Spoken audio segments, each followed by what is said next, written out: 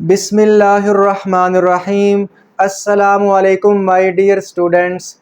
इस वीडियो में हम क्लास 12 फिज़िक्स के चैप्टर नंबर 14 की एक्सरसाइज के न्यूमेरिकल प्रॉब्लम्स को सॉल्व करेंगे।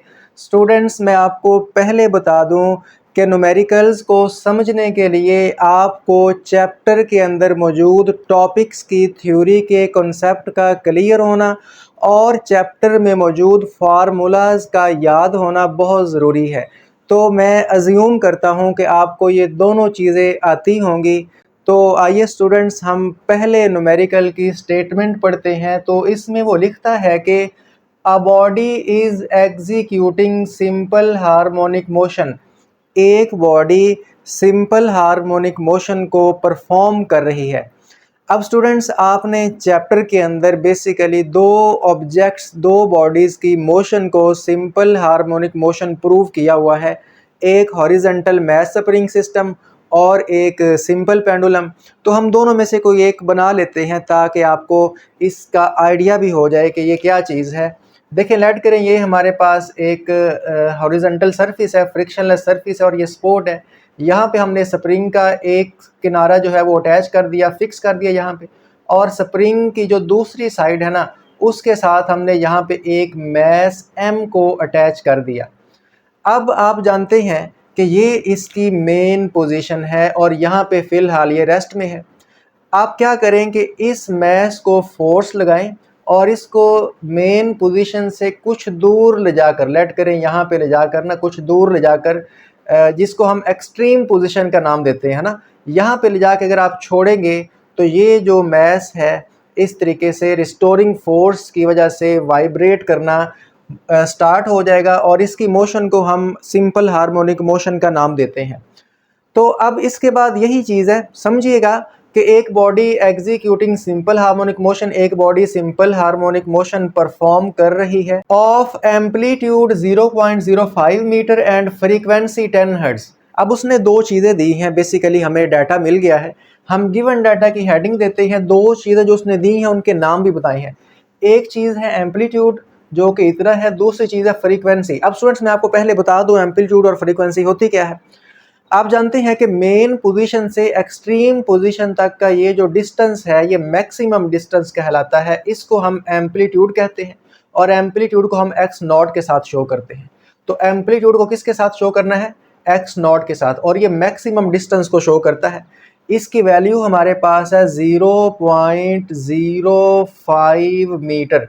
तो मैंने इसकी वैल्यू लिख ली। अच्छा, इसके बाद फ्रीक्वेंसी है और फ्रीक्वेंसी जो है उसको आप स्मॉल f के साथ डिनोट करते हैं। ये है 10 हर्ट्ज। अब स्टूडेंट्स, मैंने आपको एम्पलीट्यूड को बता दिया क्या होता है। फ्रीक्वेंसी क्या होती है? फ्रीक्वेंसी ये होती है कि बॉडी एक सेकंड में कितनी वाइब्रेशंस कंप्लीट कर रहा है। वाइब्रेशंस क्या होती है? आपने यहाँ पे लाके छोड़ा, इस तरीके से मूव करता हुआ वापस जब इसी पॉइंट पे दोबारा आ गया तो हम बोलेंगे इसकी एक वाइब्रेशन पूरी होगी। तो एक सेकंड में अगर ये दो वाइब्रेशन पूरी करेगा तो फ्रीक्वेंसी 2 हर्ट्ज। फ्रीक्वेंसी 10 हर्ट्ज का मतलब कि एक सेकंड में ये 10 वाइब्रेशंस कंप्लीट कर रहा है। तो मैंने आपको इसका मतलब भी समझा दिया कि एम्पलीट्यूड और फ्रीक्वेंसी का मतलब क्या है। वैल्यूज उसने दी, मैंने लिख ली। इसके बाद कहता है कि find the value of A part acceleration, B part velocity. हमने हेडिंग क्या देनी है? To find. भाई ए पार्ट और बी पार्ट उसने बनाए हैं तो हम भी मेंशन करेंगे।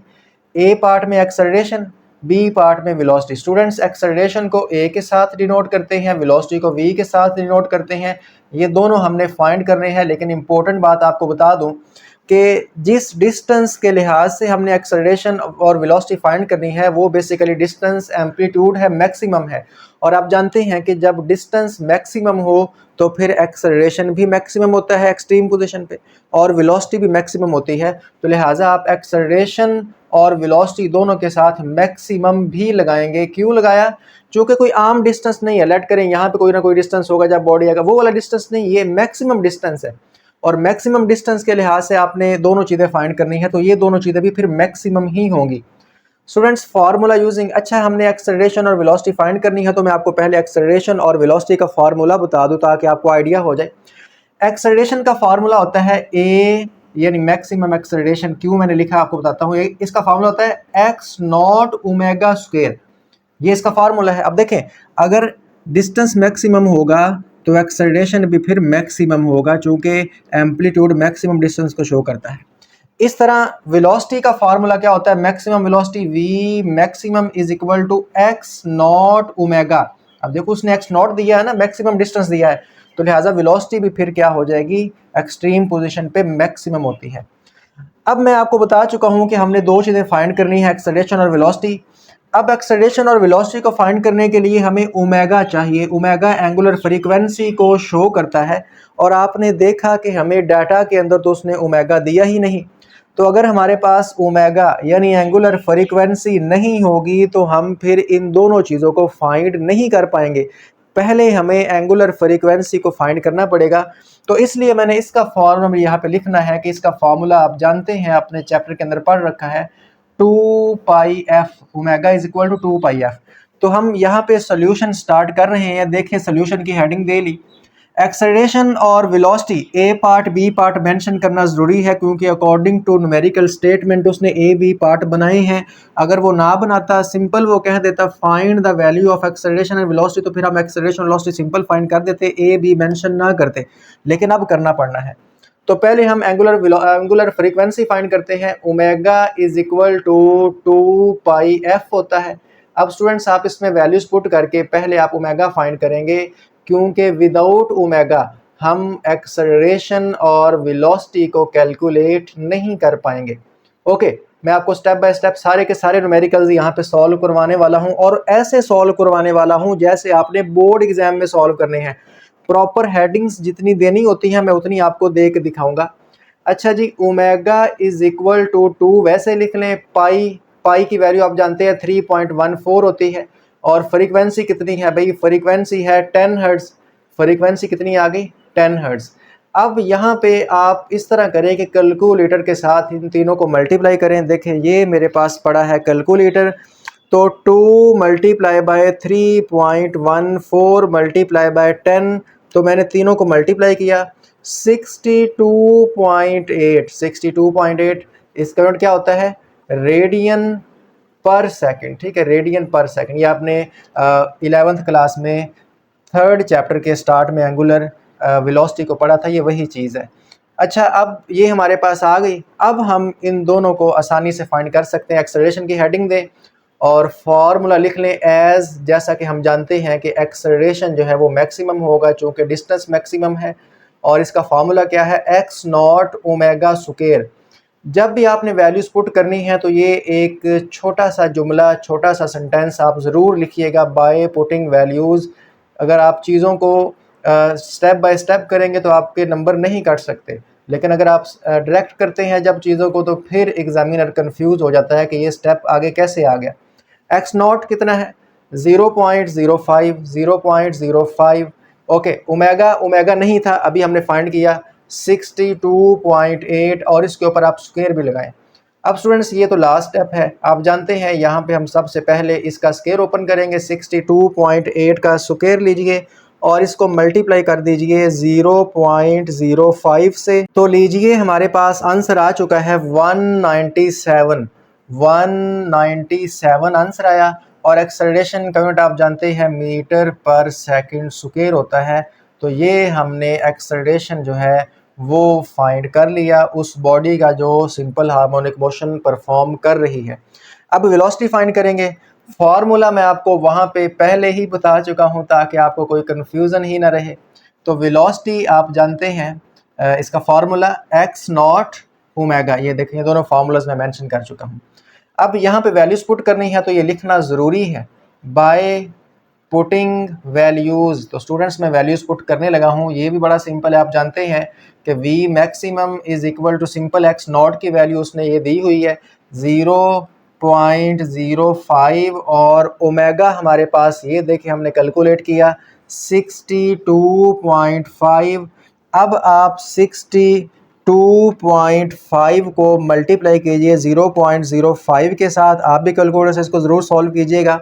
ये मेरे पास आया 3.13। ठीक है, 3.13 आया है। ठीक है, तो ओके, इसको लिख लेता हूँ 3.13। और आप जानते हैं कि ये सिंपल वी वेलोसिटी है, इसका होगा मीटर पर सेकंड। तो लीजिए हमने यहाँ पर दोनों चीज़ें जो उसने फाइंड करवानी थी उसको फाइंड करवा दिया, लेकिन अभी एक हेडिंग बाकी है। मैं आपको बता रहा हूँ कि पेपर के अंदर आपने इस तरीके से न्यूमेरिकल करना है कि आपकी 5 हेडिंग्स आ जाएं। पहली हेडिंग गिवन डाटा की हो, जो वो डाटा दे उसको लिखें। 2 फाइंड की हेडिंग दे कि वो एक चीज़ फाइंड करवा रहा है, 2 फाइंड करवा रहा है, जितनी फाइंड करवा रहा है उनको मेंशन करें। जो फार्मूलाज आपने लगाने हैं सोल्यूशन में आपको पता है, उनको आप यहाँ पे मेंशन करें।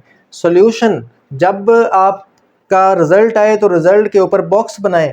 रिजल्ट के अंदर जो वैल्यू आती है उसका यूनिट लिखना ज़रूरी है। जब आप वैल्यू पुट करते हैं तब यूनिट लिखना ज़रूरी नहीं है, लेकिन जब आप कोई चीज़ निकाल लेते हैं तब यूनिट, और गिवन डाटा के अंदर यूनिट का लिखना बहुत ज़रूरी है। अगर आप यहाँ पे यूनिट नहीं लिखेंगे रिजल्ट में तो आपका 1 नंबर काटा जाएगा।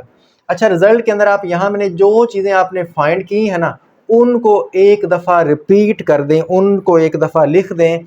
तो आपने फाइंड किया एक्सेलरेशन, लिखें कि एक्सेलरेशन जो है वो हमने फाइंड कर लिया है। तो एक्सेलरेशन को आप सिंपल ए के साथ शो करें और बताएं कि ये आया 197 मीटर पर सेकंड स्क्वायर। आपने वेलोसिटी फाइंड की, लिखें वेलोसिटी हम आपने पूछा था बी पार्ट में, हमने फाइंड की और वेलोसिटी जो है वो हमारे पास आई 3.13 और साथ यूनिट भी मेंशन करें मीटर पर सेकंड। तो ये है बोर्ड में इसको सॉल्व करने का method. 5 headings, given data, 2 find, formula using, solution, result. लेकिन ये तब जब आपके पास टाइम पड़ा हो, लेकिन आप जो है अंदाज़ा लगा लीजिएगा अगर टाइम कम पड़ा हो और आपने ज़्यादा पेपर रह गया हो तो फिर आपने ये 5 हेडिंग्स नहीं देनी। फिर आप ज़ाहिर बात है ज़्यादा अगर 5 हेडिंग्स देंगे तो आपका एक न्यूमेरिकल रह जाएगा। उससे अच्छा है कि आप 2 न्यूमेरिकल्स करें। फिर आप गिवन डाटा, 2 फाइंड और सॉल्यूशन, बस इतना काफ़ी है। तो स्टूडेंट्स, मैं उम्मीद करता हूं कि बड़ा ही सिंपल सा न्यूमेरिकल था, पहला आपको समझ आ गया होगा। आइए अब हम न्यूमेरिकल प्रॉब्लम 2 को सॉल्व करते हैं। न्यूमेरिकल नंबर 2 की स्टेटमेंट है कि a mass of 0.5 kilogram suspended from a spring, यानी हमने एक मैस को लटकाया हुआ है। सस्पेंड मतलब लटकाना, स्प्रिंग के साथ समझिएगा। लेट करें ये मेरे पास एक सपोर्ट है या छत है और इसके साथ हमने एक स्प्रिंग को फिक्स किया हुआ है, बांध के रखा हुआ है, और ये स्प्रिंग है। और स्प्रिंग के नीचे आपने ऐसे करके ना एक मैस है जिसको आपने सस्पेंड किया हुआ है, हैंग किया हुआ है, लटकाया हुआ है। और इस मैस का जो ये जो मैस है ये आधा किलो है। 0.5 किलोग्राम मतलब हाफ केजी का है। तो हम गिवन डाटा के अंदर मैस की वैल्यू लिख लेते हैं, मेंशन कर लेते हैं। गिवन डाटा की हेडिंग आपके सामने दी हुई है और मैस को हम स्मॉल m के साथ डिनोट करेंगे। 0.5 किलोग्राम दिया हुआ है। इसके बाद कहता है द स्प्रिंग इज स्ट्रेच्ड। आपने ना ये स्प्रिंग यहाँ पे रेस्ट के अंदर है, आपने इस स्प्रिंग को थोड़ा सा नीचे की जानिब खींचा। लेट करें आप स्प्रिंग को खींच के थोड़ा सा नीचे ले आए, यहाँ तक ले आए और यहाँ पे ला के आपने इसको छोड़ दिया। तो ये जो आप इसको नीचे लेके आए हैं, ये जो डिस्टेंस है इसको आप x का नाम दे लें। तो बेसिकली उसने ये बताया नहीं कि डिस्टेंस मैक्सिमम है या मिनिमम है। पिछले न्यूमेरिकल में उसने नाम लिया था कि ये एम्पलीट्यूड है। तो हम इसमें सिंपल इसको x के साथ शो करेंगे। और ये जो स्प्रिंग को हमने स्ट्रेच किया है, कितने डिस्टेंस तक स्ट्रेच किया है, 0.098 मीटर।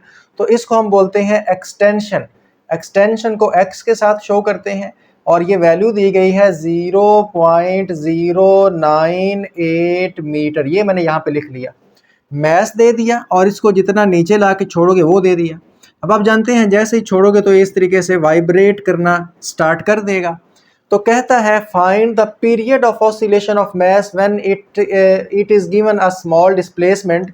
जब आप इसको स्मॉल डिस्प्लेसमेंट थोड़े से डिस्टेंस पर ला के छोड़ा तो ये इस तरीके से वाइब्रेट करेगा। इसका time period, period of oscillation find करो। स्टूडेंट्स, पीरियड ऑफ ऑसिलेशन क्या होता है?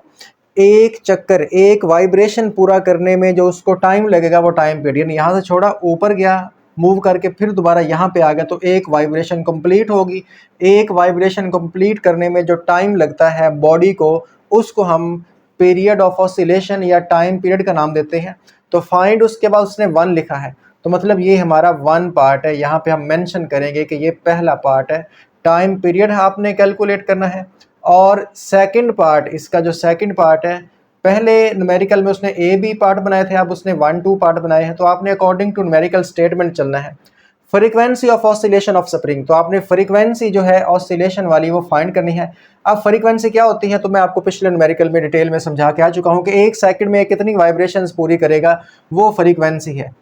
तो ये दो चीज़ें आपने कैलकुलेट करनी है। अब स्टूडेंट्स देखें, आपने जिन दो चीज़ों को कैलकुलेट करना है उनका पहले हम यहाँ पे फार्मूला लिख लेते हैं ताकि पता चल जाए कि फार्मूला क्या है। फार्मूलाज यूजिंग, कौन से फार्मूलाज यूज़ करने हैं, हमने time period of mass spring system का फार्मूला यूज़ करना है। चूँकि ये हमारे पास एक मैस स्प्रिंग सिस्टम है, तो लिहाजा हम मैस स्प्रिंग सिस्टम के टाइम पीरियड का फार्मूला यूज़ करेंगे। फार्मूला आपको आता है T = 2 pi square root of m over K, और फ्रीक्वेंसी आप जानते हैं reciprocal of time period is called frequency. तो ये चीज़ें हैं, ये आपने कैलकुलेट करनी है। अच्छा, अब यहाँ पे ना एक्सेलरेशन ड्यू टू ग्रेविटी जो है, जिसको हम स्मॉल g के साथ शो करते हैं, जिसकी वैल्यू आप 9.8 मीटर पर सेकंड स्क्वायर जानते हैं, ये भी यहाँ पे लिख लेते हैं क्योंकि ये आगे जाकर न्यूमेरिकल में यूज़ होगी, हालांकि यहाँ पे इसका जिक्र नहीं है। अब स्टूडेंट्स मैं इसको सॉल्व करने लगा हूँ। देखिएगा, पहले नंबर पे हमने टाइम पीरियड कैलकुलेट करना है तो फ्रीक्वेंसी कैलकुलेट होगी। चूंकि टाइम पीरियड आएगा तो उसका रेसिप्रोकल लेंगे तो फ्रीक्वेंसी आ जाएगी, तो मतलब हमें पहले टाइम पीरियड को ही कैलकुलेट करना है। लेकिन टाइम पीरियड को कैलकुलेट करने के लिए आपके पास m और k का होना ज़रूरी है। पाई का तो आपको पता है 3.14 होती है। m उसने दिया हुआ है लेकिन उसने k नहीं दिया, तो मतलब अगर हमारे पास k नहीं होगा तो हम टाइम पीरियड कैलकुलेट नहीं कर पाएंगे, और टाइम पीरियड नहीं होगा तो हम फ्रीक्वेंसी भी कैलकुलेट नहीं कर पाएंगे। इसीलिए हम यहाँ पर पहले k को जो है वो सॉल्व करने लगे हैं। मैंने आपको तरतीब समझा दी कैसे हमने चलना है। अब हम पहले k को फाइंड करेंगे, तो k को फाइंड करने के लिए हम अकॉर्डिंग टू हुक्स लॉ का फार्मूला यूज़ करेंगे। बड़ी ध्यान के साथ समझिएगा, इंपॉर्टेंट न्यूमेरिकल है, सोल्यूशन की हेडिंग मैंने दे ली है। हुक्स लॉ आप जानते हैं F = -kx होता है, लेकिन हम माइनस यूज़ नहीं करेंगे क्योंकि वो जो माइनस साइन है ना, वो रिस्टोरिंग फोर्स की डायरेक्शन बताता है। हमें डायरेक्शन नहीं चाहिए, हमें सिर्फ वैल्यू चाहिए, मैग्नीट्यूड चाहिए, इसलिए हम माइनस साइन का इस्तेमाल नहीं करें, वो डायरेक्शन के लिए है। हम यहाँ पे सिंपल उसको वैल्यूज़ आंसर निकाल के देंगे, डायरेक्शन वगैरह इग्नोर कर देते हैं।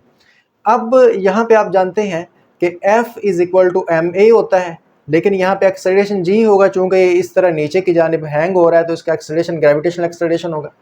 तो F यानी फोर्स जो है जो इस पे लग रही है नीचे की जानिब, वो इसके वेट के इक्वल है जो कि mg होता है। तो F की जगह पे आप mg पुट कर दें = kx। अब आप इस तरह करें, ये x इधर मल्टीप्लाई हो रहा है, उस तरफ जाकर डिवाइड हो जाएगा, तो बनेगा mg/x। ठीक है, अब देखो x उधर जाकर डिवाइड हो गया तो इधर क्या रहेगा, = k इस तरफ है, उसको मैं उस तरफ लिख लेता हूँ ताकि हमारी तरतीब सही बन जाए। तो हमने क्या किया कि a को सेपरेट कर लिया।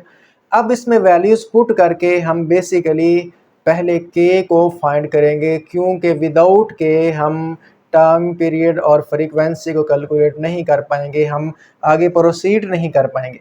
तो k जो है इसमें वैल्यू पुट करते हैं, m की वैल्यू देखें 0.5 लिख लिया। अब इसलिए मैंने g को यहाँ पे मेंशन कर दिया था। 9.8 ना भी करें कोई मसला नहीं, आपको g की वैल्यू जुबानी आती है, यहाँ पे डायरेक्ट पुट कर लेना। x उसने दिया हुआ है एक्सटेंशन 0.098। अब देखिए ना, आप जान रहे हैं कि उसने x हमें दिया, x ना हमारा यहाँ पे यूज़ हो रहा टाइम पीरियड को कैलकुलेट करने के लिए, ना फ्रीक्वेंसी को। इसका मतलब हमें k को फाइंड करने के लिए उसने x दिया था, लेकिन k का उसने पूछा नहीं, वो हमें खुद से कैलकुलेट करना पड़ रहा है। अब आप इसको सॉल्व करेंगे, ये मेरे पास कैलकुलेटर पड़ा है यहाँ पे, तो हम इस तरह करते हैं 9.8 को मल्टीप्लाई करते हैं 0.5 के साथ, तो ये आएगा 4.9। भाई स्टेप बाय स्टेप करना है, डायरेक्ट नहीं करना। और नीचे वाला एक दफ़ा वैसे लिख लें 0.098। अब आप इन दोनों को डिवाइड कर दें। कैसे, 4.9 तो मेरे पास लिखा हुआ है, डिवाइडेड बाय 0.098 किया तो ये आया 50। देखें 50 और के का यूनिट क्या होता है, न्यूटन पर मीटर। तो ये हमने के कैलकुलेट किया। अब हम यहाँ पे जो पहला पार्ट है टाइम पीरियड, उसको फाइंड करेंगे। तो आइए स्टूडेंट्स, हम यहाँ पर पार्ट 1 जो है उसकी हेडिंग दे लेते हैं, और 1 के अंदर हमने क्या कैलकुलेट करना है, टाइम पीरियड। तो हेडिंग देना ज़रूरी है। अब हम ओरिजिनल जो इसका सोल्यूशन है उसकी तरफ बढ़ रहे हैं, जो उसने हमसे पूछा हुआ है। टाइम पीरियड जस्ट आप लिख लें यूजिंग, चूँकि हम वहाँ पे मेंशन फार्मूला के अंदर कर चुके हैं कि हम ये फार्मूला यूज़ करेंगे। तो T = 2 pi square root m/k।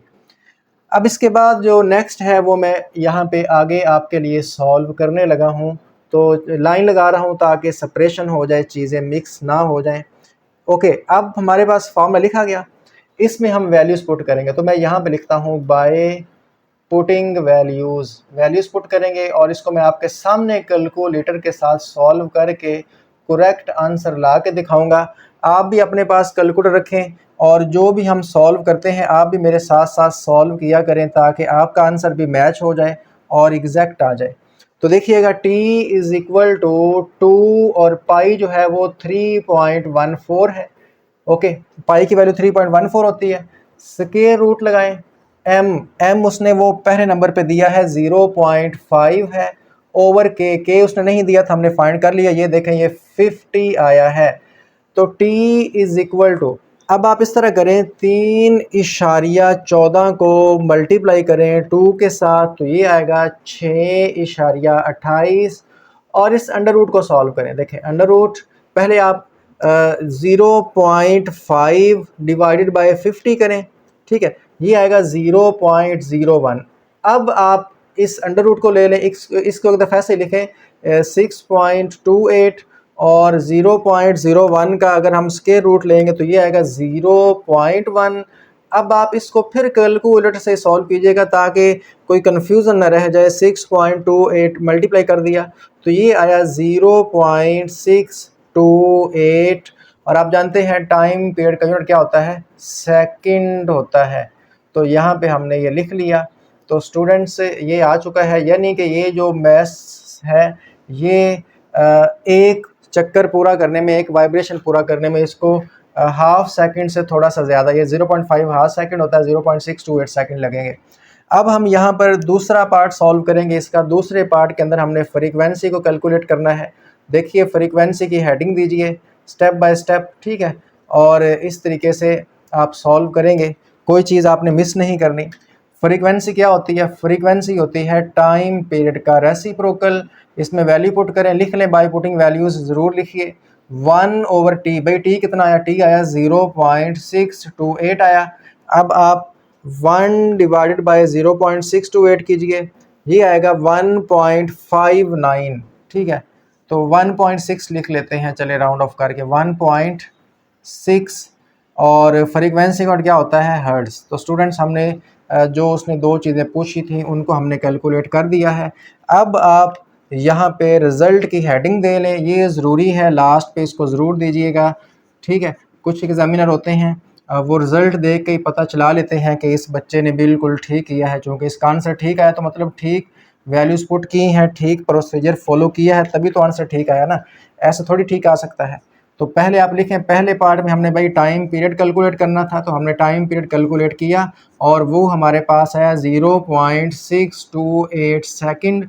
और दूसरे पार्ट में हमने फ्रीक्वेंसी कैलकुलेट करनी थी, तो फ्रीक्वेंसी हमने कैलकुलेट की और फ्रीक्वेंसी आई 1.6, यानी कि ये 1 सेकंड में 1.5 चक्कर पूरा करेगा, एक वाइब्रेशन और साथ आधी वाइब्रेशन कंप्लीट कर लेगा।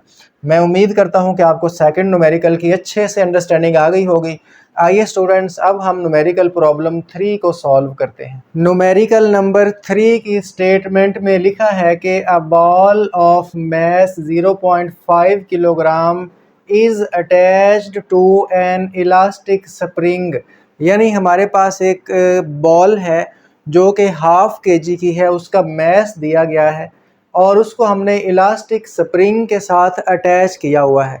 स्टूडेंट्स डायग्राम बनाते हैं और उसकी मदद से हम बाकी स्टेटमेंट को भी समझने की कोशिश करेंगे। तो लेट करें ये वही हमारे पास हॉरिजॉन्टल मैस स्प्रिंग सिस्टम है और यहाँ पे ये सपोर्ट है, यहाँ पे हमने स्प्रिंग को अटैच किया हुआ है और इस तरीके से ये जो स्प्रिंग है ना, इस स्प्रिंग के साथ यहाँ पे हमने एक बॉल अटैच कर दी और आप जानते हैं बॉल काफ़ी वज़नी है, यानी कि उसने ½ kg जो है इसका मैस दिया हुआ है, इसका मैस।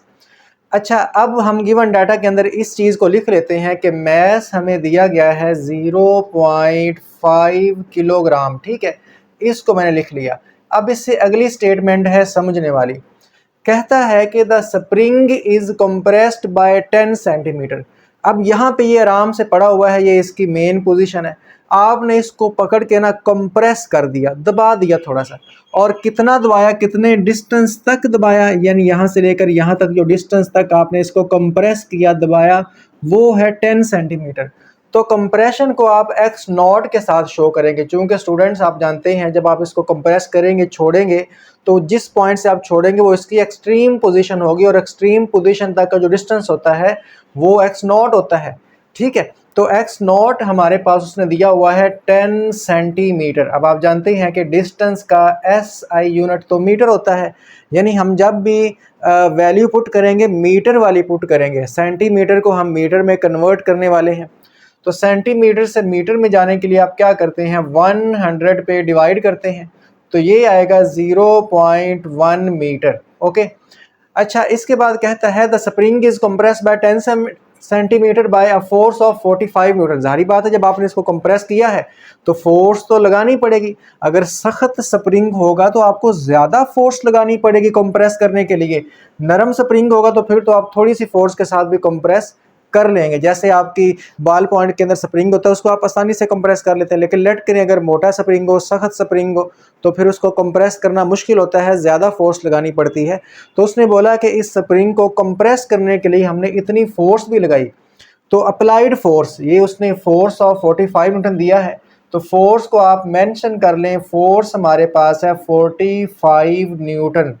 अच्छा, अब आपको स्टेटमेंट तो समझ आ गई, यानी कि आपने इस स्प्रिंग को 10 सेंटीमीटर तक, जिसका मैस, इस स्प्रिंग का मैस हाफ के जी है, 10 सेंटीमीटर तक इतनी फोर्स लगा के कंप्रेस किया हुआ है, अभी छोड़ा नहीं है, कंप्रेस किया हुआ है। अच्छा, कहता है calculate the energy stored in the spring. जाहिर बात है जब हम किसी भी स्प्रिंग को कंप्रेस करते हैं या उसको फिर एक्सपेंड करते हैं, एक्सटेंड करते हैं, तो स्प्रिंग के अंदर एनर्जी स्टोर हो जाती है, जिसको हम नाम देते हैं इलास्टिक पोटेंशियल एनर्जी का। ठीक है, the energy stored in the spring due to compression और extension is called elastic potential energy. Okay, तो ये जो आपने इसको कंप्रेस किया हुआ है, स्प्रिंग के कंप्रेशन की वजह से स्प्रिंग के अंदर जो एनर्जी स्टोर हुई है, that is called energy stored in the spring, और इसको हम पोटेंशियल एनर्जी का नाम देते हैं। ये आपने बेसिकली कैलकुलेट करनी है, और ये पोटेंशियल एनर्जी भी मैक्सिमम होगी, चूंकि आपने इसको मैक्सिमम कंप्रेस किया हुआ है एक्सट्रीम पोजीशन पे ले जाके। ओके, इसके बाद कहता है what will be the maximum velocity of the ball if the compressing force is suddenly removed. आपने कंप्रेस किया हुआ था, छोड़ दिया, आप देखें इसको कंप्रेस किया हुआ था ना, जैसे ही छोड़ेंगे तो ये वापस आएगा, इस तरीके से वाइब्रेट करना स्टार्ट कर देगा।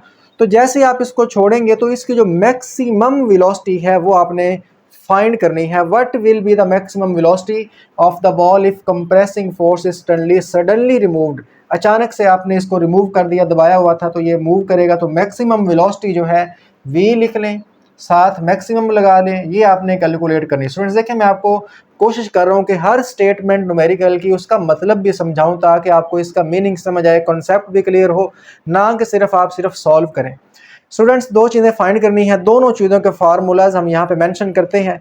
इलास्टिक पोटेंशियल एनर्जी, चूँकि हमने एनर्जी फाइंड करनी है, तो पोटेंशियल एनर्जी का फार्मूला आप जानते हैं 1/2 के एक्स स्क्वायर होता है, लेकिन चूँकि डिस्टेंस एक्स नॉट से हमने शो कर रहे हैं तो लिहाजा डिस्टेंस के साथ एक्स नॉट लगाएंगे। और मैक्सिमम वेलोसिटी को कैलकुलेट करने के लिए हम कंजर्वेशन ऑफ एनर्जी लगाएंगे। आपने energy conservation in simple harmonic motion पढ़ा है कि यहाँ पे काइनेटिक एनर्जी पोटेंशियल एनर्जी में कन्वर्ट होती है और दोनों आपस में इक्वल होंगी। ठीक है, जितनी एक्सट्रीम पोजीशन पे पोटेंशियल एनर्जी होगी, जैसे ये मूव करेगा तो इसकी वो पोटेंशियल एनर्जी किस में कन्वर्ट हो जाएगी, काइनेटिक एनर्जी में। तो वेलोसिटी मैक्सिमम का मतलब मैक्सिमम काइनेटिक एनर्जी जो है वो मैक्सिमम पोटेंशियल एनर्जी इक्वल होगा।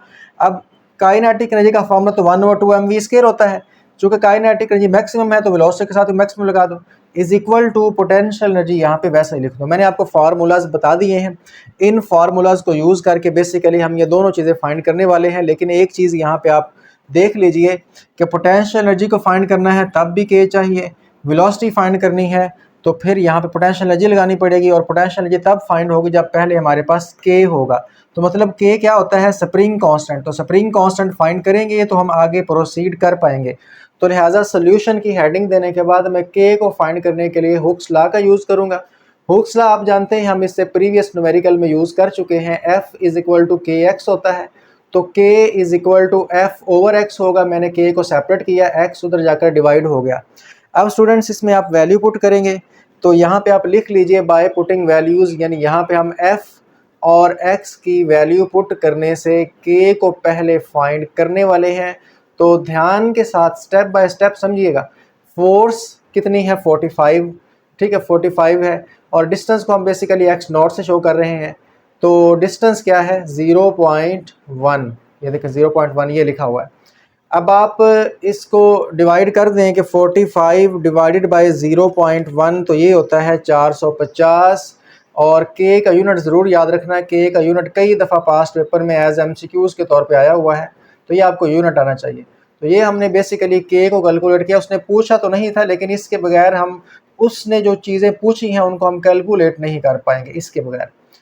अब हम यहाँ पर पहले नंबर पे फाइंड करेंगे इलास्टिक पोटेंशियल एनर्जी, या आप हेडिंग दे लें कि अब हम फाइंड करने लगे हैं एनर्जी स्टोर्ड इन स्प्रिंग, चूँकि उसने यही पूछा है। देखें, calculate the energy stored in the spring, तो हम हेडिंग देंगे, जो चीज़ आपने फाइंड करनी है ना उसकी हेडिंग देते हैं इन द स्प्रिंग, ताकि एग्जामिनर को जो है वो वाज़ेह पता चले कि ये क्या कर रहा है न्यूमेरिकल में।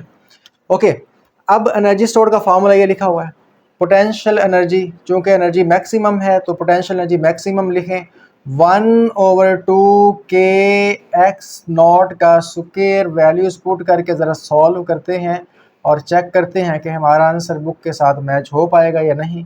Bye putting values potential energy maximum is equal to 1/2। अब देखें के जो है ये हमारे पास उसने दिया नहीं था, इसलिए हमने पहले फाइंड कर लिया ताकि हम इसको पोटेंशियल एनर्जी को फाइंड कर पाए। के है 450, एक्स नॉट का स्क्वायर, भाई एक्स नॉट क्या है, एक्स नॉट तो 0.1 है, तो यहाँ पे आप 0.1 लिख दें और इसके ऊपर यहाँ पे लगा दें स्क्वायर।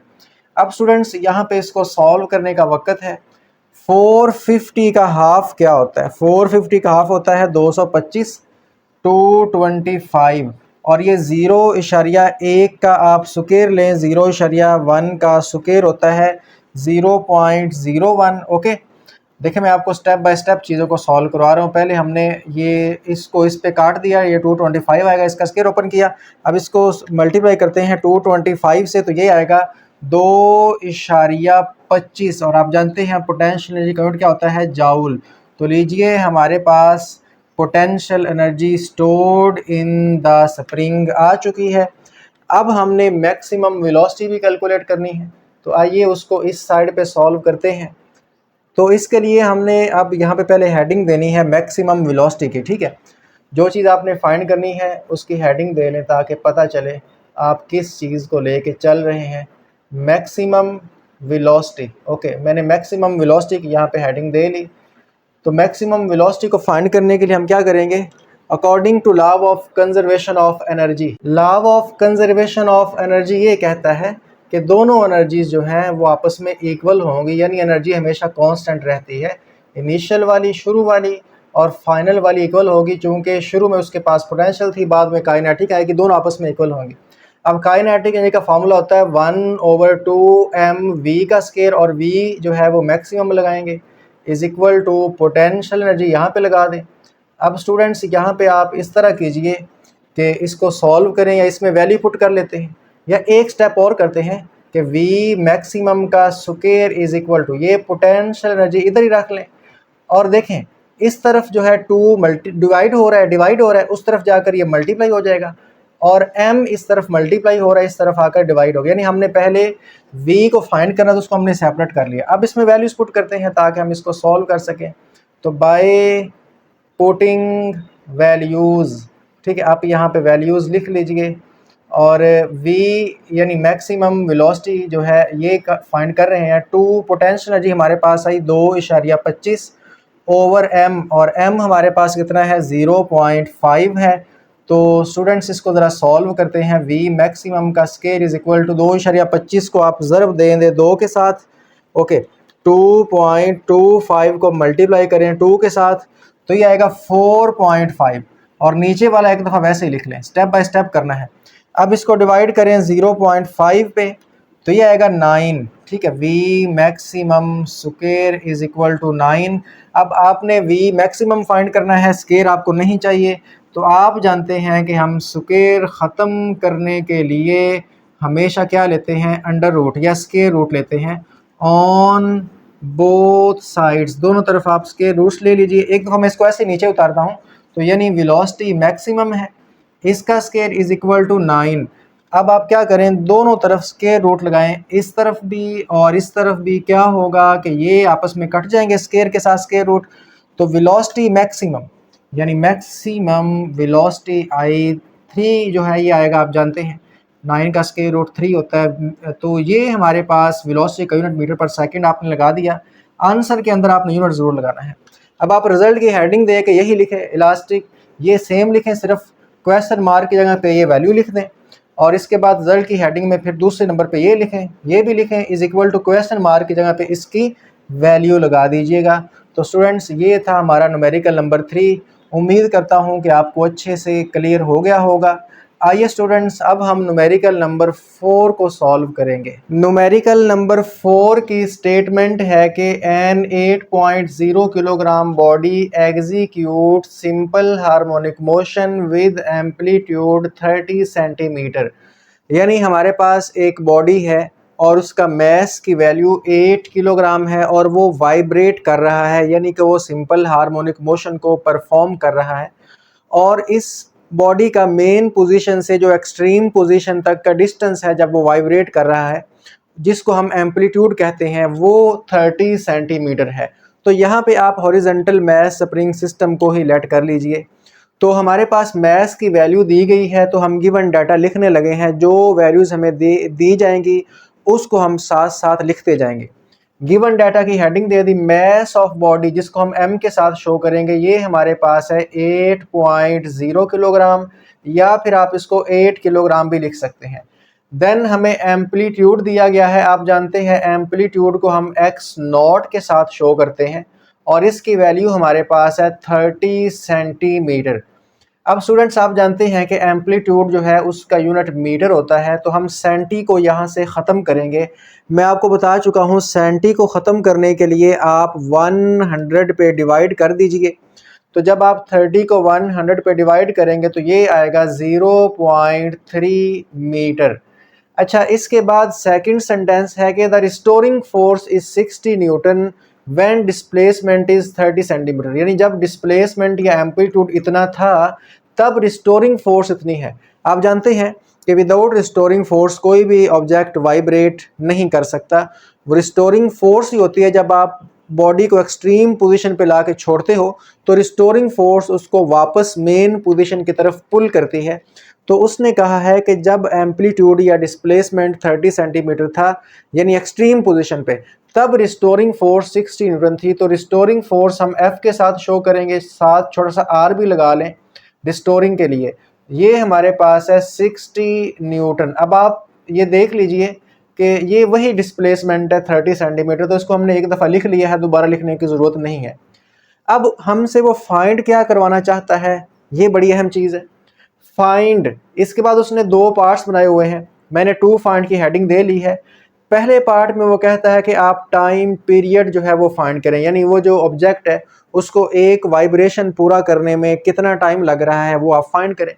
तो मैंने यहाँ पर ये 1 पॉइंट दिया। टाइम पीरियड को हम आप जानते हैं टी के साथ रिप्रेजेंट करते हैं, ये हमने फाइंड करना है, क्वेश्चन मार्क लगा दिया। इसका सेकंड पार्ट है, ये देखिए सेकंड लिख लिया। इसके अंदर उसने चार चीज़ें पूछी हैं, acceleration, speed, kinetic energy and potential energy. तीन चारों को मैंने लिख लिया। एक्सेलरेशन ए, स्पीड को वी के साथ शो करेंगे, काइनेटिक एनर्जी का सिंबल भी आप जानते हैं, पोटेंशियल एनर्जी। ये चारों हमने फाइंड करनी है, लेकिन एक शर्त ये है कि जब आपने ये चारों चीज़ें फाइंड करनी है जो कि सेकंड पार्ट में उसने दी हुई है, acceleration, speed, kinetic energy, potential energy, तब आपने डिस्प्लेसमेंट जो है वो 12 सेंटीमीटर पुट करना है। तो उसने देखे साथ लिखा हुआ है कि ये चारों चीज़ें फाइंड करो when the displacement is 12 centimetre. तो at displacement x is equal to 12 centimetre, इसको मीटर में कन्वर्ट कर लें, 100 पे डिवाइड करें तो 0.12 मीटर आएगा। यानी कि इम्पोर्टेंट बात ये है कि जब आप ये चारों चीज़ें फाइंड करेंगे तब आप ये वाली वैल्यू नहीं पुट करेंगे, तब आप x डिस्प्लेसमेंट को 12 सेंटीमीटर यानी 0.12 मीटर पुट करेंगे। तो स्टूडेंट्स इसमें हमें टोटल 5 चीज़ें फाइंड करनी है, तो आइए ज़रा फाइंड करते हैं। लेकिन उससे पहले मैं आपको बता दूं कि इन पांचों चीज़ों को हम तब तक फाइंड नहीं कर सकते जब तक हमारे पास स्प्रिंग कांस्टेंट यानी k की वैल्यू नहीं होगी। विदाउट k की वैल्यू अगर हमारे पास k नहीं होगा तो देखें k यहाँ पे यूज़ हो रहा है। टाइम पीरियड अगर आपने कैलकुलेट करना है उसके फार्मूला में k आता है, एक्सेलरेशन फाइंड करना है उसके फार्मूला में k आता है, अगर आपने स्पीड फाइंड करनी है k आ रहा है, काइनेटिक एनर्जी या पोटेंशियल एनर्जी फाइंड करनी है तब भी k आ रहा है। तो मतलब हमारे पास k जो है स्प्रिंग कांस्टेंट पहले होना चाहिए। तो सोल्यूशन की मैंने हेडिंग दे ली है according to Hooke's law. Hooke's law आप जानते हैं कि रिस्टोरिंग फोर्स हमारे पास इक्वल होती है kx। मैंने माइनस नहीं लगाया क्योंकि हमने सिर्फ वैल्यूज़ फाइंड करनी है। माइनस साइन रिस्टोरिंग फोर्स की डायरेक्शन बताता है, डायरेक्शन से हमारा इस न्यूमेरिकल में कोई मतलब नहीं है, हम सिर्फ वैल्यूज़ निकालते जाएंगे। यानी वो जो माइनस साइन है वो रकम को छोटा बड़ा नहीं करेगा, वो सिर्फ डायरेक्शन बताता है। अब यहाँ पे आप k को सेपरेट करें, हम पिछले न्यूमेरिकल्स में करके आ चुके हैं। तो रिस्टोरिंग फोर्स ओवर x, ठीक है, ये छोटा सा मैंने r लगा लिया है, यहाँ पे छोटा सा आपने r लगाना है नीचे। तो k इधर रखें, x उधर जाकर डिवाइड हो जाएगा, तो रिस्टोरिंग फोर्स ओवर x। अब आपने यहाँ पे ना जितनी भी हमने ये वैल्यूज पुट करनी है आपने लिखते जाना है बाय पुटिंग वैल्यूज। मैं नहीं लिख रहा, तो यहाँ पे आप इसकी वैल्यू पुट करें, लिख लीजिएगा बाय पुटिंग वैल्यूज, याद रखना इसको। रिस्टोरिंग फोर्स यहाँ पे देखें x को x नॉट पुट करेंगे क्योंकि मैक्सिमम डिस्टेंस है। रिस्टोरिंग फोर्स 60 न्यूटन है तो आप 60 पुट कर दें ओवर, और ये x नॉट कितना है, ये तो 0.3 है तो इसको आप 0.3 लिख दें। अब आप इस तरह करें कि 60 को 0.3 पे डिवाइड करें, तो 60 डिवाइडेड बाय 0.3, तो ये आपके पास आएगा 200। तो ये हमारे पास 200 के स्प्रिंग कांस्टेंट की वैल्यू आ चुकी है और इसका यूनिट होता है न्यूटन पर मीटर। कैसे देखें, k है F ओवर x फोर्स का न्यूटन और x जो है इसका यूनिट मीटर होता है, तो न्यूटन पर मीटर इसका यूनिट आता है। ये चीज़ हमने खुद फाइंड की है, उसने नहीं कहा कि आप ये फाइंड करें, लेकिन इसके बगैर हम अपनी बाकी चीज़ें फाइंड नहीं कर सकते। अब आप देख रहे हैं कि मैंने फार्मूलाज ऑलरेडी लिख ली हैं, जस्ट वैल्यूज पुट करते जाना है और आंसर आपकी बुक के मुताबिक आता जाएगा। आप भी देखिएगा। टाइम पीरियड, ये देखें पहली चीज़ 1 पॉइंट की मैंने हेडिंग दे ली कि हम पहला पॉइंट सॉल्व करने लगे हैं। टाइम पीरियड का फॉर्मूला लिख लिया, बाय पुटिंग वैल्यूज लिख लेना, मैंने आपको बता चुका हूँ। 2 पाई की वैल्यू 3.14 होती है। इसके बाद स्क्वायर रूट लगाएं। m देखें m कितना है 8 किलोग्राम, 8.0 लिख लें या 8 लिख लें। k जो है वो अभी हमने फाइंड किया 200। इसके बाद देखिएगा t इज इक्वल टू ये 6.28 आएगा, यानी अगर आप 3.14 को 2 से मल्टीप्लाई करेंगे तो 6.28 आएगा। 8 डिवाइडेड बाय 200 करें, ये आएगा 0.04। इन दोनों को तकसीम करने से, अब इसका अंडर रूट मैं ले लेता हूँ, एक स्टेप डायरेक्ट करता हूँ, ये 0.2 आया। अब आप इन दोनों को मल्टीप्लाई कर दें, 0.2 को मल्टीप्लाई कर दें, सॉरी 0.2 को मल्टीप्लाई करें 6.28 के साथ, तो ये आएगा 1.26 है। चले मैं इसको राउंड ऑफ कर लेता हूँ इतना।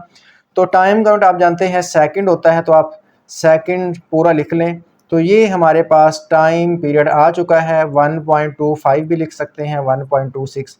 तो ये पहली चीज़ हमने फाइंड कर ली।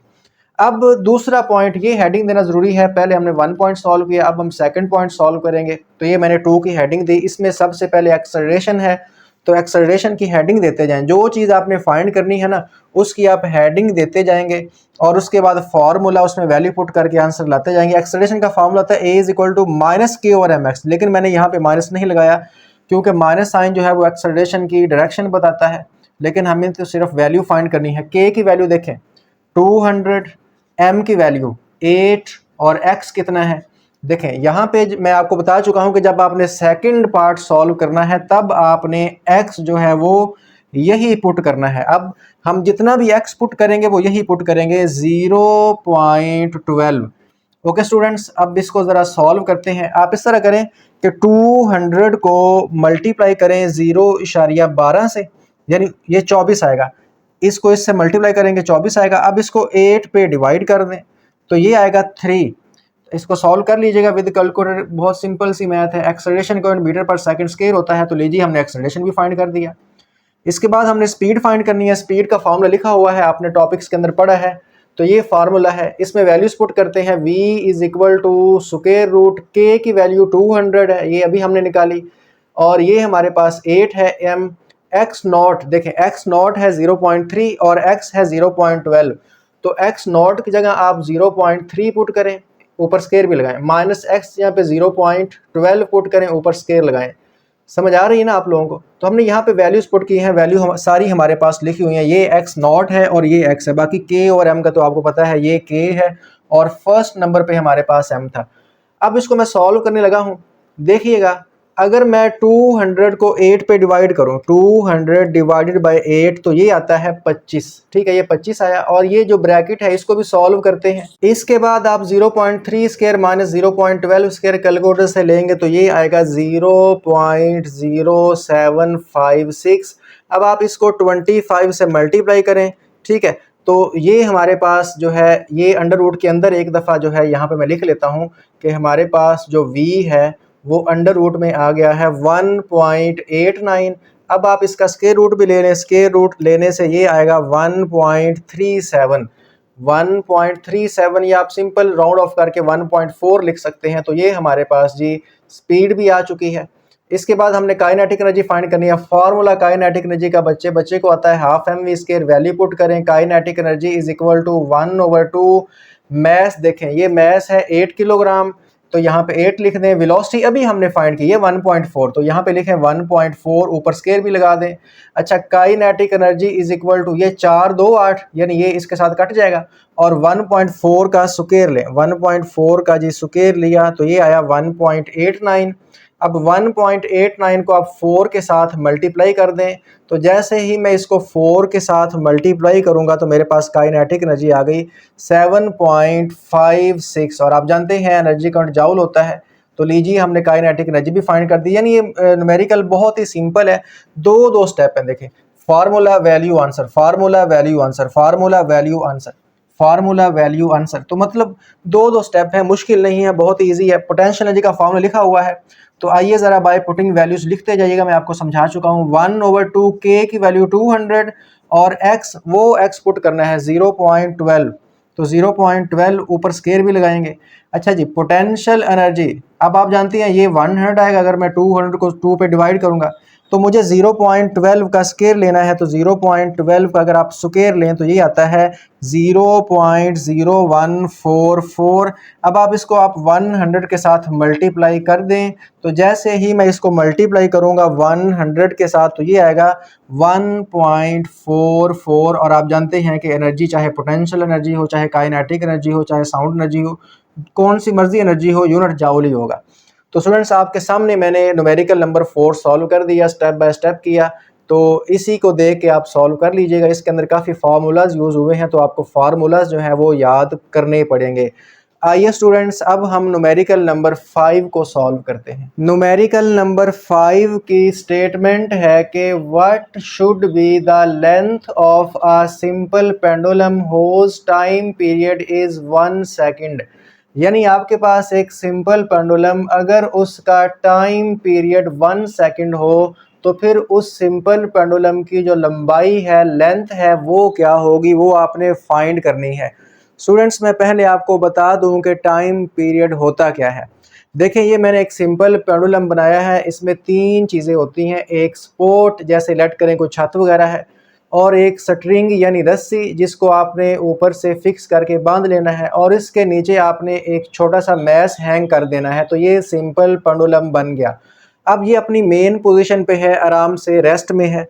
लेकिन अगर आप इसको इसकी एक्सट्रीम पोजीशन नेट करें, ये इसकी एक्सट्रीम पोजीशन है, यानी इसकी मेन पोजीशन से थोड़ा सा दूर ले जाकर एंगल थीटा तक ले जाकर छोड़ते हैं, तो जैसे ही छोड़ेंगे इसको रिस्टोरिंग फोर्स वापस खींचेगी, तो ये इस तरीके से वापस आएगा। लेकिन यहाँ पे रुक नहीं पाएगा, चूंकि इसके पास इनर्शिया है, इसका कुछ ना कुछ मैस है, तो ये उस तरफ, उस साइड पे, यहाँ पे चला जाएगा। अब दोबारा फिर इसको रिस्टोरिंग फोर्स वापस खींचेगी, तो ये अपनी मेन पोजीशन के टू एंड फ्रो मूव करना, ऑसिलेट करना, वाइब्रेट करना स्टार्ट कर देगा। अब टाइम पीरियड क्या होता है, ध्यान के साथ सुन लीजिए। आपने इसको एक्सट्रीम पोजीशन पे ला के छोड़ा, ये इस तरीके से मेन पोजीशन पे गया, फिर सेकंड एक्सट्रीम पोजीशन पे गया, फिर वापस आया, फिर वापस जहाँ से छोड़ा था वहाँ पर आ गया। यानी इसको कहेंगे इसने अपना एक वाइब्रेशन, एक साइकिल कंप्लीट कर लिया। एक चक्कर, एक झूला पूरा करने में जो इसको टाइम लगता है उसी को हम टाइम पीरियड कहते हैं। लेट करें बच्चे झूला लेते हैं ना ऐसे, तो आप उनको इस तरह झूला देते हो, जब आगे जाकर वापस आते हैं तो आप कहते हो एक झूला पूरा हो गया। तो मतलब एक वाइब्रेशन पूरी होगी, और एक वाइब्रेशन पूरा होने में कुछ ना कुछ टाइम तो लगेगा, वो टाइम पीरियड है। तो वो कहता है कि ये एक सेकंड में अपना एक वाइब्रेशन अगर पूरा कर ले तो ऐसे सिंपल पेंडुलम की ये जो लेंथ है वो क्या होगी। जारी बात अगर बहुत ज़्यादा लेंथ होगी तो फिर इसको एक चक्कर पूरा करने में ज़्यादा टाइम लग जाएगा, हो सकता है 5 से 10 सेकंड लग जाए। लेकिन हमने यहाँ पे लेंथ फाइंड करनी है, कितनी लेंथ रखें कि एक चक्कर एक सेकंड में पूरा हो जाए। तो स्टूडेंट्स आइए ज़रा हम लिख लेते हैं। गिवन डाटा में टाइम पीरियड उसने हमें बताया हुआ है कि टाइम पीरियड इज़ 1 सेकेंड, तो टाइम पीरियड आपके पास 1 सेकेंड है। और एक्सेलरेशन ड्यू टू ग्रेविटी आप जानते हैं स्मॉल जी से शो करते हैं, 9.8 मीटर पर सेकंड स्क्वायर होती है। अब फाइंड क्या करना है, what should be the length of simple pendulum. Length of simple pendulum जो है वो आपने फाइंड करनी है, लेंथ को एल के साथ शो करते हैं। और लास्ट पे उसने ये भी लिखा है कि व्हाट इज इट्स फ्रीक्वेंसी, इसकी फ्रीक्वेंसी भी आपने फाइंड करनी है। फ्रीक्वेंसी को स्मॉल एफ के साथ शो करते हैं। ओके स्टूडेंट्स, मैंने आपको बता दिया ये डाटा है, ये हमने दो चीज़ें फाइंड करनी है, लेंथ और फ्रीक्वेंसी। फार्मूला कौन सा यूज़ करेंगे, तो फार्मूलाज यूजिंग, एक तो हम सिंपल पेंडुलम के टाइम पीरियड का फार्मूला यूज़ करेंगे, T = 2 pi square root of L/G। यानी कि सिंपल पेंडुलम के टाइम पीरियड का फार्मूला ये होता है, और मैथ स्प्रिंग सिस्टम के टाइम पीरियड का फार्मूला हम पिछले न्यूमेरिकल्स में यूज़ करके आ चुके हैं। उसमें अंडर रूट के अंदर m/k आता है, बाकी सेम है। और फ्रीक्वेंसी आप जानते हैं, the reciprocal of time period is called frequency. आइए स्टूडेंट्स मैं आपको स्टेप बाय स्टेप सॉल्व करवाता हूँ। ये वाला न्यूमेरिकल इस चैप्टर का सबसे इम्पोर्टेंट न्यूमेरिकल है, तो इसलिए आपने इसको बड़ी ध्यान के साथ समझना है। Solution using the formula. अब देखें हमने तो लेंथ फाइंड करनी है, लेकिन हमने ये फार्मूला फिर टाइम पीरियड का क्यों लगा रहे हैं। तो स्टूडेंट्स इसमें से पहले हम लेंथ को सेपरेट करेंगे और इसी फार्मूला से हमें लेंथ जो है वो फाइंड कर सकते हैं। तो ज़रा फार्मूला लिखते हैं, T = 2 pi square root of L/G। मैंने टाइम पीरियड का फार्मूला लिख लिया। अच्छा, अब ना कुछ स्टूडेंट्स ये अंडर रूट छोटा लगाते हैं, तो जहाँ पे ये G खत्म हो रहा है ना, आपने अंडर रूट को वहाँ तक लेके आना है। ये कॉमन मिस्टेक है, अक्सर स्टूडेंट्स करते हैं। यानी ये अंडर रूट ऐसे ना लगेगा सिर्फ ऊपर वाले का, बल्कि लंबा लेके आए ताकि दोनों का लगे। ओके, अब हम क्या करते हैं, हमने बेसिकली क्या फाइंड करना है, लेंथ फाइंड करनी है। तो लेंथ जो है वो स्क्वायर रूट के अंदर कैद है, यानी हमें पहले ये स्क्वायर रूट ख़त्म करना पड़ेगा। तो हम क्या लिखते हैं, स्क्वेयरिंग ऑन बोथ साइड्स, यानी दोनों तरफ हम स्क्वेयर लेने वाले हैं। एक दफ़ा इसको मैं ऐसे लिख लेता हूँ, T = 2 pi square root of L/G। अब दोनों तरफ आप स्क्वेयर लीजिए, यानी यहाँ पे मेंशन कीजिए, इस तरफ भी स्क्वेयर ले लिया और इस तरफ भी हमने क्या ले लिया, स्क्वेयर। अब हम इस स्क्वेयर को ओपन करने वाले हैं। T का स्क्वायर वैसे ही आ जाएगा, 2 का स्क्वायर 4 पाई स्क्वायर, लेकिन यहाँ पे इसका जो स्क्वायर रूट है वो स्क्वायर के साथ कैंसिल हो जाएगा, तो ये आएगा L/G।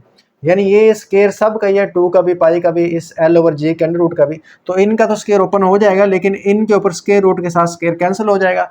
अब आप इस तरह कीजिए, ये L इधर लिख लीजिए, ये L को मैंने ऐसे ही लिख लिया। देन चूँकि हमने लेंथ फाइंड करनी है ना, तो इसको इधर लिख लें, ये T स्क्वायर, ये G इस तरफ डिवाइड हो रहा है, उधर जाकर क्या हो जाएगा, मल्टीप्लाई हो जाएगा। और 4 पाई स्क्वायर इधर मल्टीप्लाई हो रहा है, दूसरी तरफ जाकर ये डिवाइड हो जाएगा। तो ये हमारे पास फार्मूला आ चुका है। इसको तरतीब से लिख लीजिए कि हमारे पास लेंथ का फार्मूला आया, T square G/4 pi square. तो फार्मूला क्योंकि आ चुका है, जब फार्मूला आपके पास आ चुका है तो आप वैल्यूज़ को पुट करें और फिर कैलकुलेटर से हम इसको सॉल्व करके आंसर लाने की कोशिश करते हैं। देखते हैं आंसर क्या आता है, साथ साथ समझिएगा। L = T का स्क्वायर, भाई T जो है टाइम पीरियड वो तो उसने 1 दिया हुआ है, ये सबसे पहले हमने यही लिखा। G की वैल्यू मैंने यहाँ पे लिख ली है 9.8। देखें G की वैल्यू मैंने क्यों लिखी, वहाँ पे गिवन डाटा में चूँकि इस्तेमाल हो रही है, ना भी लिखें कोई मसला नहीं है, डायरेक्ट यहाँ पे 9.8 पुट कर दें, लेकिन वहाँ पे अगर लिख लें तो वो गिवन डाटा थोड़ा सा 2 लाइनों का बन जाएगा। ओवर 4 और पाई आप जानते हैं 3.14 होता है, पाई के ऊपर स्क्वायर है तो यहाँ पे स्क्वायर भी लगाएंगे। अब हम ये कैलकुलेटर मेरे पास है, इसके साथ सॉल्व करने वाले हैं। हम ऊपर वाले को एक दफ़ा अलग से सॉल्व करते हैं। नीचे वाले को अलग से सॉल्व करते हैं, फिर दोनों को डिवाइड करेंगे। यानी हम इसको डायरेक्ट नहीं करने वाले, स्टेप बाय स्टेप जैसे आप पेपर में करते हैं वैसे ही करूँगा। तो ऊपर तो 9.8 आएगा, क्योंकि 1 का स्केयर तो 1 ही होता है, तो 1 के साथ 9.8 मल्टीप्लाई होगा 9.8। अब आप 3.14 का स्क्वायर लें और उसको मल्टीप्लाई करें 4 के साथ, तो ये आएगा 39.4। अब आप इन दोनों को डिवाइड कर दीजिए। तो मैं ज़रा डिवाइड करता हूँ कि 9.8 डिवाइडेड बाय ये नीचे वाला, तो ये मेरे पास आया 0.25, 0.बेसिकली 248 है। तो मैं चाहता हूँ इशारे के बाद 2 नंबर आए, तो मुझे फिर वो 8 को ख़त्म करना पड़ेगा। तो 2 यहाँ पे 4 था, उसको 1 बढ़ा दिया। राउंड ऑफ करना आपको आता है। तो ये हमारे पास आ गया लेंथ, और आप जानते हैं कि लेंथ का यूनिट मीटर होता है। आप इसको सेंटीमीटर में भी कन्वर्ट कर सकते हैं, ठीक है। सेंटीमीटर के अंदर जो है वो कैसे कन्वर्ट करेंगे, आप 25 लिखेंगे। देखें, अगर आपको करना पड़े 25 बाई इशारिया आप 2 इंच से आगे लेके आ गए, ऐसे देखें 2 इंच से आगे यहाँ पे था। तो यहाँ पर मैं आपको समझा चुका हूँ कि अगर आप इसको 25 लिखेंगे तो इशारिया जो है वो 2 इंच से आगे गया तो 10 की पावर -2 आएगा। अगर इशारिया पीछे लेके जाएंगे तो 10 की पावर प्लस आती है।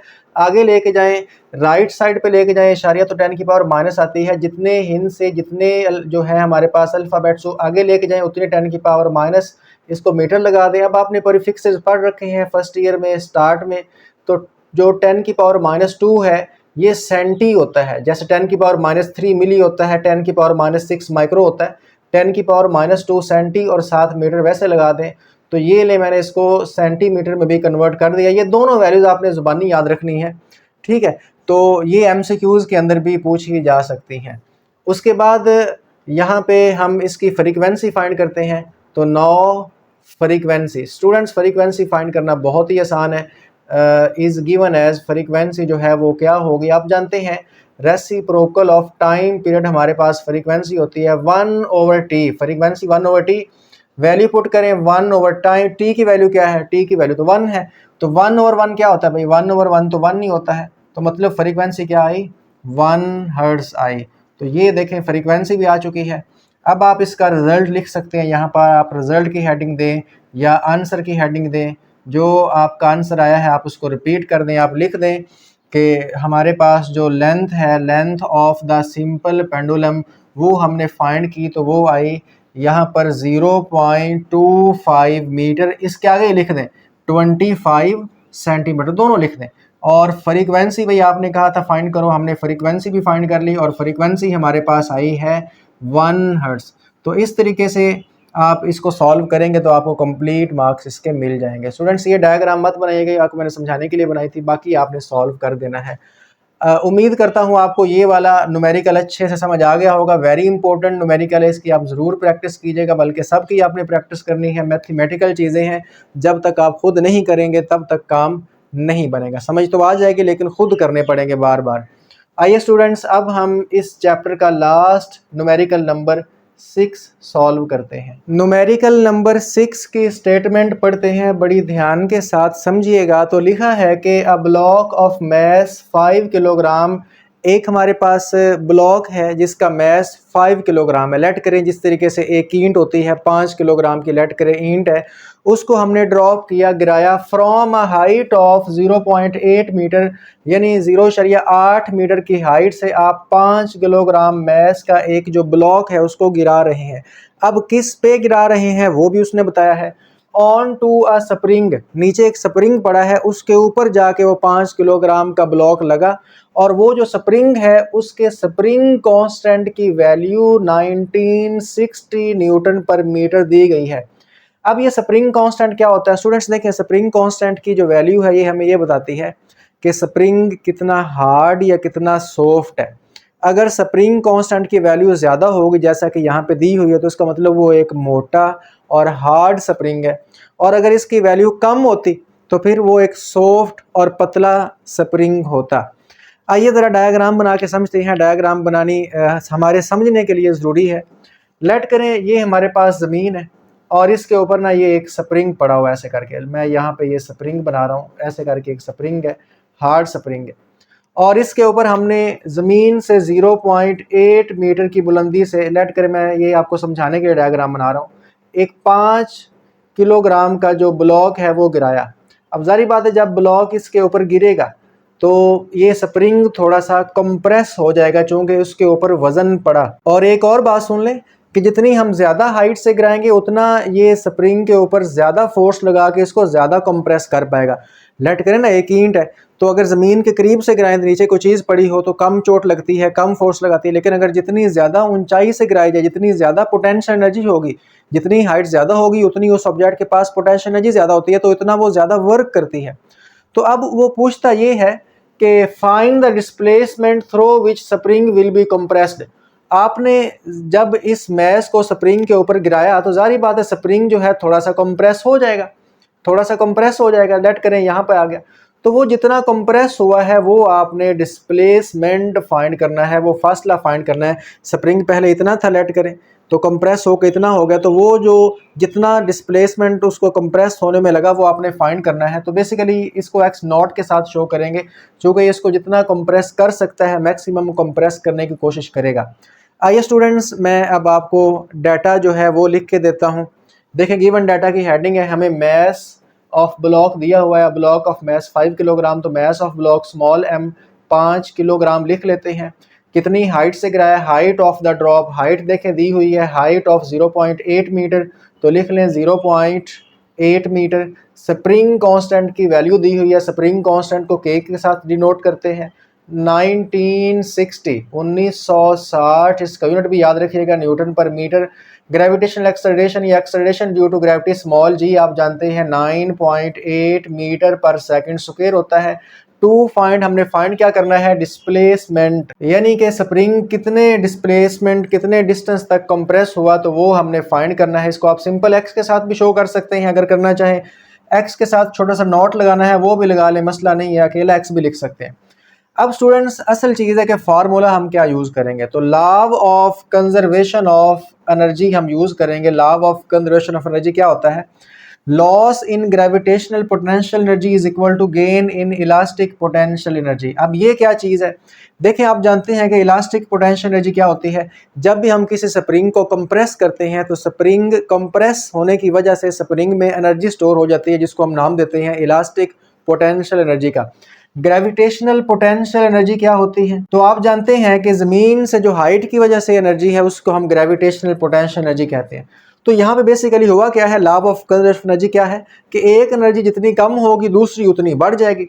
अब देखें जब हमने इसको गिराया तो इसकी कौन सी एनर्जी डिक्रीज हो रही है, किस एनर्जी में लॉस आ रहा है, तो जाहिर सी बात है ग्रेविटेशनल पोटेंशियल एनर्जी में लॉस आ रहा है। जैसे जैसे ये नीचे आ रहा है हाइट कम हो रही है और इसकी पोटेंशियल एनर्जी जो है वो कम हो रही है, क्योंकि ग्रेविटेशनल पोटेंशियल एनर्जी का फार्मूला होता है mgh।